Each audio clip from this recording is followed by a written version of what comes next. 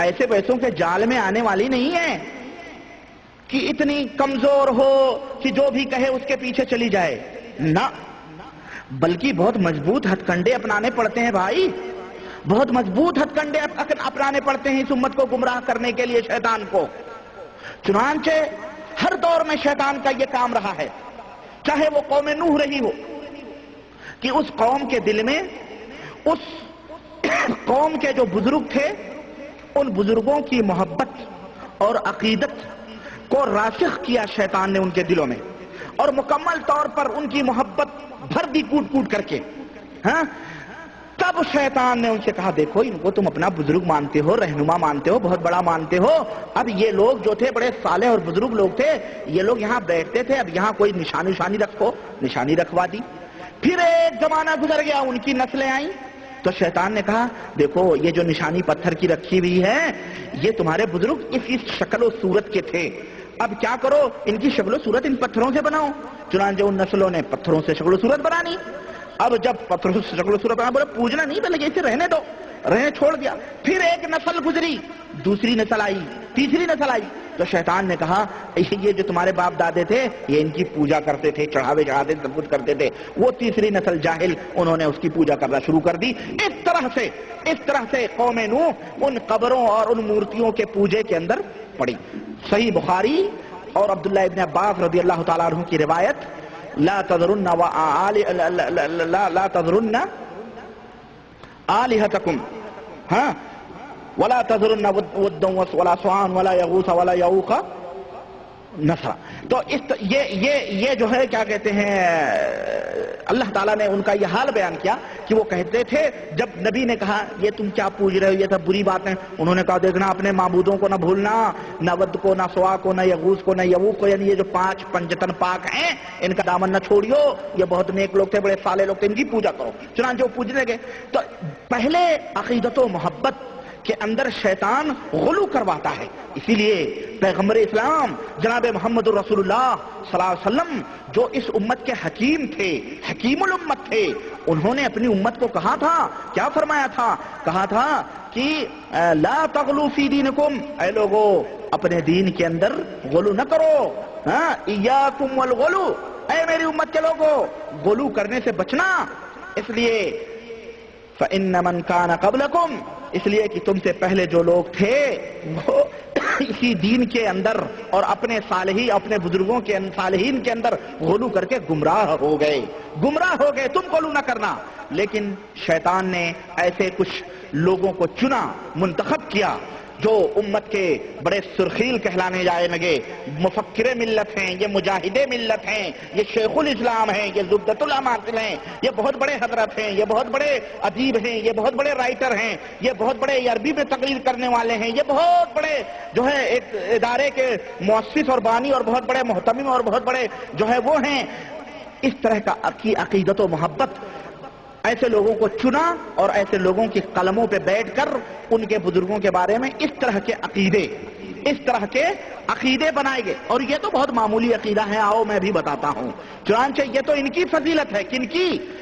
تبلیغی جماعت کے جو مؤسس اور بانی ہیں، جنہوں نے تبلیغی جماعت کو بنایا ہے نا، یہ ان کے باپ کی فضیلت ہے کہ ان کے جنازے پر کسی صاحب علم کو ادراک ہوا کہ حضور کھڑے ہوئے ہیں، اور یہی عقیدہ احمد رضا خان صاحب کے بارے میں علماء بریلوی بھی رکھتے ہیں۔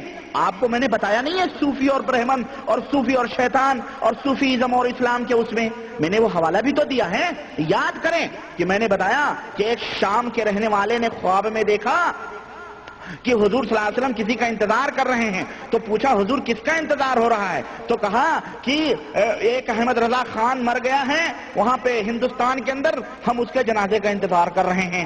تو وہ شامی جو تھا، شام افریقی تھا یا شام کا تھا، مہم ذہن میں نہیں آ رہا میرے، تو اس نے وہ سفر کیا باقاعدے، وہ تاریخ نوٹ کی اور ہندوستان کا سفر کیا اور ہندوستان گیا اور وہاں پوچھا کہ اس نام کا آدمی کون ہے؟ کہا گیا بریلی شریف میں، تو بریلی گیا، وہاں معلوم کیا تو کہا جس رات اس نے خواب دیکھا تھا اسی رات احمد رضا خان کا انتقال ہوا تھا اور حضور صلی اللہ علیہ وسلم ان کا انتظار کر رہے تھے۔ بولو ہو اتنے بڑے! تو دیکھیں ایک طرف وہ بھی حنفیت کا دعویٰ کر رہا ہے بریلوی بھی، اور اپنے آپ کو مسلمان، اور حضور احمد رضا خان صاحب کے جنازے کا انتظار کر رہے ہیں۔ خواب میں باقاعدہ دیکھا گیا، یہاں خواب نہیں ہے، یہاں بالکل کھلی آنکھوں سے ادراک ہو رہا ہے، علم ہو رہا ہے کہ حضور صلی اللہ علیہ وسلم صحابہ کرام کھڑے ہوئے ہیں اور انتظار میں ہیں۔ اب کیا شبہ کی بات باقی رہے گی جناب؟ جب اتنے بڑے لوگ ہیں، اتنے بڑے متقی پرہیزگار کہ ان کی روحوں اور ان کی جنازوں کے انتظار میں حضور صلی اللہ علیہ وسلم کھڑے رہیں، تو پھر جو یہ کام کریں گے وہ کام اچھا ہی تو ہوگا، کیونکہ حضور اچھے ہی لوگوں کا انتظار کریں گے، جنتی لوگوں کا، بدبختوں کا، بدعقیدوں کا تھوڑی۔ تو یہ عقیدہ بتلایا گیا کہ اب یہ جو کہہ رہے ہیں ان کے پیچھے چلو اور آئیں۔ میں آپ کو بتاؤں، یہ تو باپ کہا، گرو رہ گئے، چیلا شکر ہو گئے، یہ تو باپ ہیں۔ بیٹے کا حال سنو، بیٹا بچپن میں کیا کرتا تھا؟ یعنی بیٹے سے میری مراد مولانا الیاس صاحب ہیں، جو تبلیغی جماعت کے بانی ہیں۔ اور میرے تبلیغی بھائیوں، میرے تبلیغی دوستو، میں یہ کوئی گپ نہیں ہانک رہا ہوں، یہ تمہاری کتابوں میں یہ گپ لکھے ہوئے ہیں، پڑھو۔ ہم یہی دعوت دیتے ہیں کہ میرے بھائیوں، آنکھوں کے اوپر جو عقیدت و محبت کی جو پٹیاں تم نے لگائی ہیں، یہ عقیدت و محبت کا چشمہ ایک کنارے رکھ کے ذرا کبھی کبھی ان کتابوں سے بھی گزرو، جو اس دور کے مفکر ملت کہلانے والے ابو الحسن ندوی کی کتاب ہے یہ۔ ابو الحسن ندوی نے لکھی ہے یہ کتاب، اور جا کر کے ندوے کے اندر، لکھنؤ کے اندر اس سے پوچھو کہ یہ کون سا عقیدہ ہے اور یہ کون سا دین، کون سا اسلام ہے جس کی تم خدمت کر رہے ہو، اور کس طرح۔ اور میں نے شروع میں بتلایا ہے کہ اعمال کو، ایمان کو برباد کرنے کے لیے کوئی بہت بڑا دھماکے کی ضرورت نہیں ہے، بلکہ ایک وائر کھینچ لو، یہ پوری روشنی غائب ہو جائے گی۔ دین ہی اسی طرح سے ایمان کے اندر، اسلام کے اندر کچھ ایسی معمولی دو ٹوک کے ایسے الفاظ ہیں جن کا ایمان آپ نہ رکھیں تو آپ کافر ہو جائیں۔